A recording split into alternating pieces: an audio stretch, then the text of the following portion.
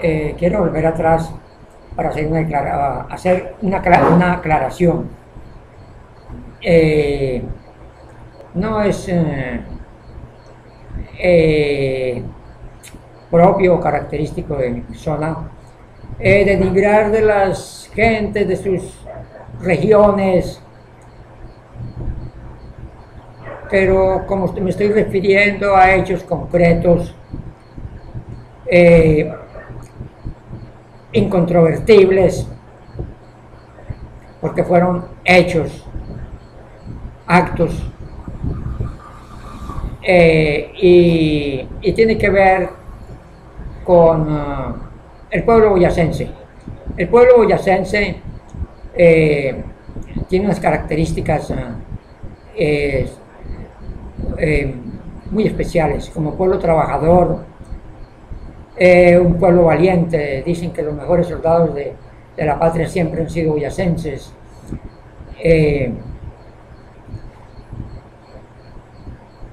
Dice la historia que el general Murillo, el pacificador, le dijo al rey, le dijo: Su Majestad, hazme 50.000 hombres de estas montañas y pondré a Europa a tus pies. Pronto esto es leyenda o exageración, pero el boyacense se ha caracterizado, se ha distinguido por la lealtad. ¿Y qué decir de las mujeres en el trabajo? Es la más trabajadora que un hombre pueda imaginarse. Hacía referencia que en la primera campaña del doctor López Michelsen, cuando el MRL, y que estaba en el poder el doctor Alberto Lleras Camargo, Restrepo, perdón, la justicia en el Meta los funcionarios, en la mayoría eran boyacenses y muy partidarios del presidente Lleras Restrepo. En Granada Meta hubo, como dije antes, unos 120 personas murieron violentamente, murieron en masacres realizadas por una banda en la que desafortunadamente estoy involucrado, un representante de la Cámara, un teniente de la policía, que después fue muerto en Pereira en actividades parecidas, y gente del lugar. Alrededor de 120 personas fueron asesinadas y la justicia, no me acuerdo que haya detenido a nadie, y yo me encontraba con los asesinos. Y entraban al pueblo los días domingos y nadie los detenía.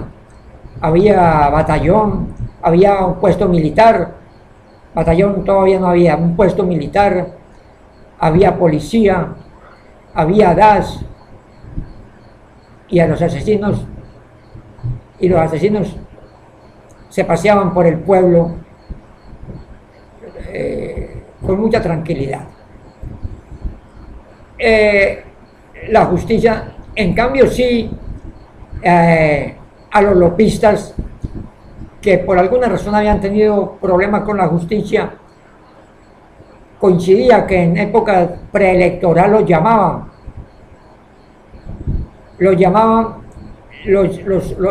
metían a la cárcel, les removían los expedientes a fin de que no intervinieran ni influenciaran en las decisiones políticas de la gente. Eso lo viví personalmente, lo pude observar, fui personero y conocía muy bien cómo se desarrollaban los acontecimientos. Fui personero en ese pueblo. Y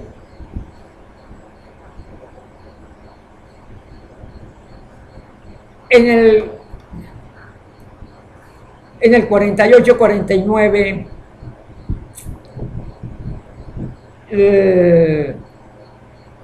la policía boyacense, que llamaban chulavitas, que eran de la Uvita y de Chulavita, ellos encabezaron esos grupos que subían a las montañas de la zona cafetera, el norte del valle.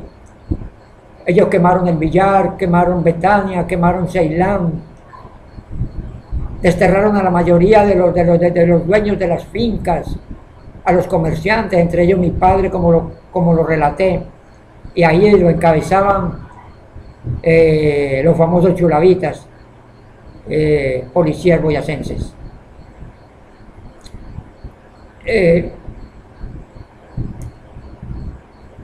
Estando en Villa de Leyva, le ayudaba a los niños y a las niñas a hacer las tareas, le enseñaba inglés, le ayudaba a hacer las tareas de inglés. Entonces les preguntaba qué carrera iban a seguir. Siempre me decían, querían ser policías, querían ser militares o querían ser abogados, las niñas. Pues ahí empezó una inquietud acerca de este pueblo, porque este pueblo tan trabajador, tan guapo, tan sufrido, siempre busca el poder político, militar y la abogacía para acceder a la política y a los cargos administrativos. Antiguamente era también el sacerdocio, las carreras que en ese entonces no había carreras técnicas, era el ser sacerdote, abogado o militar.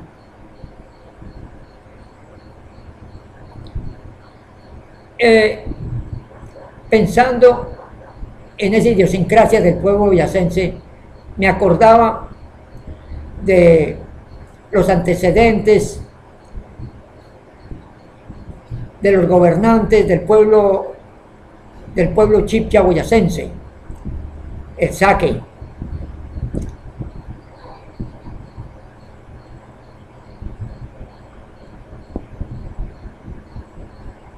Siempre me ha dado la impresión de que los Saques gobernaron por medio del terror. Las costumbres, al Saque no se le podía mirar a los ojos, porque era delito que se pagaba con la muerte. Era una persona casi que inaccesible, sagrada y demasiado bien horrorífica. Le tenían temor y era frecuente que en los palenques a la entrada permanecían los cadáveres colgados para infundir temor. Y esto por tantos años y por tantos siglos, quizás de pronto quedó en la memoria celular de estos pueblos, porque cuando Gonzalo de Jiménez de Quesada, el fundador de Bogotá, pasó por estos territorios, los indígenas eran supremamente el mutismo, la poca comunicación, el silencio. Nunca Quesada no supo por ese tiempo que estaba cruzando una zona riquísima y sobre todo en piedras preciosas, en esmeraldas. Eso fue más adelante cuando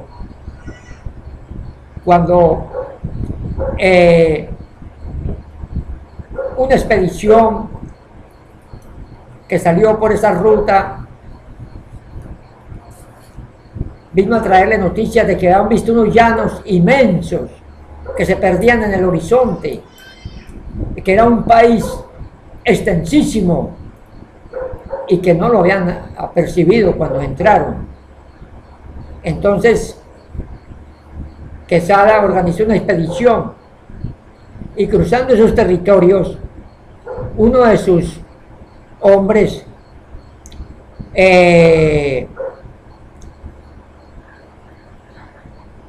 se relacionó con una chica indígena boyacense que se fue con él. En ese tiempo les decían barraganas a las compañeras de los conquistadores. Pues la chica de esta población indígena se fue y muy rápido aprendió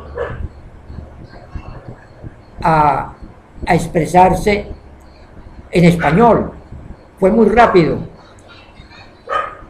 Y una noche le contó a su compañero que ese país en donde ellos estaban era gobernado por el Saque,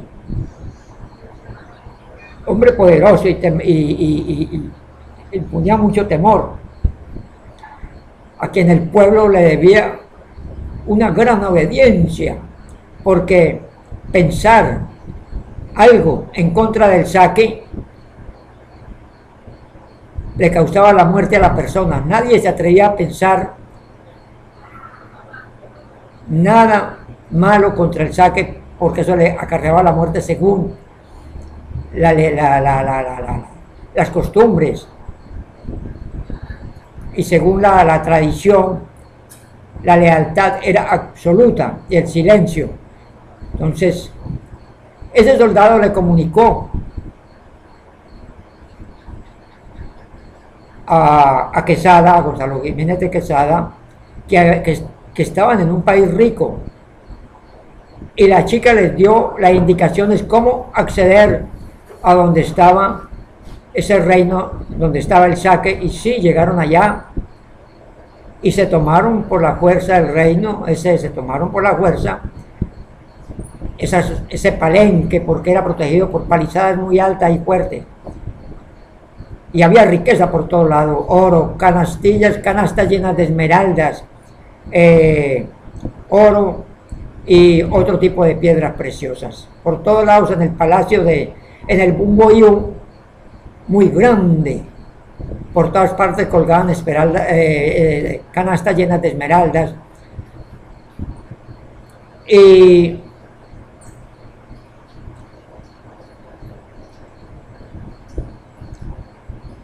el relato tiene como propósito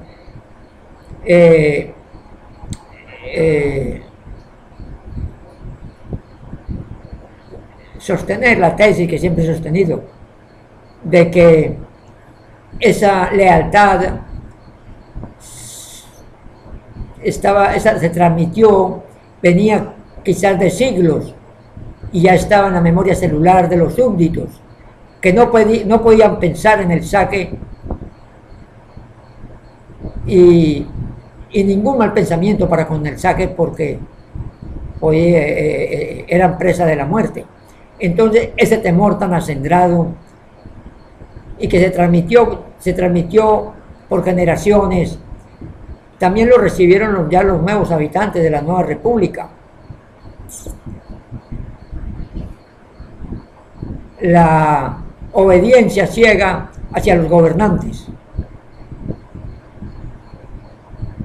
y obediencia incondicional y restricta,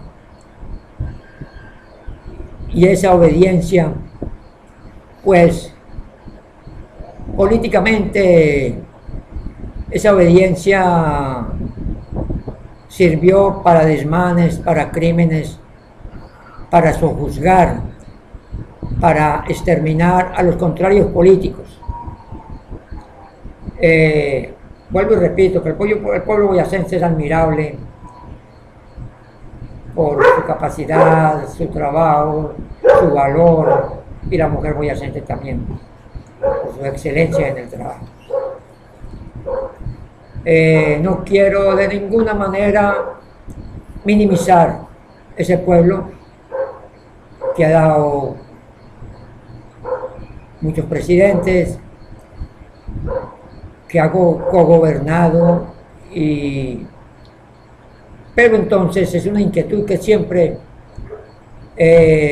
ha caminado conmigo, el por qué la idiosincrasia de esa manera. La historia de los Chibchas nos habla del cacique Tomagata, hombre muy poderoso y muy temido, tenía un solo ojo y tenía cola de caimán. Dicen que salía en las noches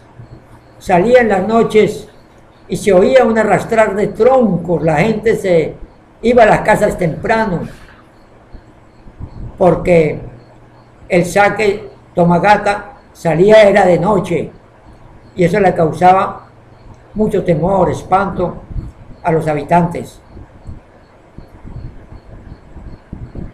Ese cacique gobernó por medio del terror, y las ejecuciones eran muy frecuentes. Los hombres ejecutados colgando de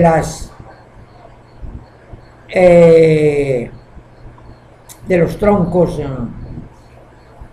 que sostenían las palizadas que defendían las habitaciones del saque. Entonces he creído que ese estilo de gobierno por medio del terror quedó grabado en la memoria celular, y es lo que llaman hoy en día en cierto tipo de psicología la carga emotiva o la carga de dolor que lleva a cada hombre de acuerdo con las experiencias de sus antepasados.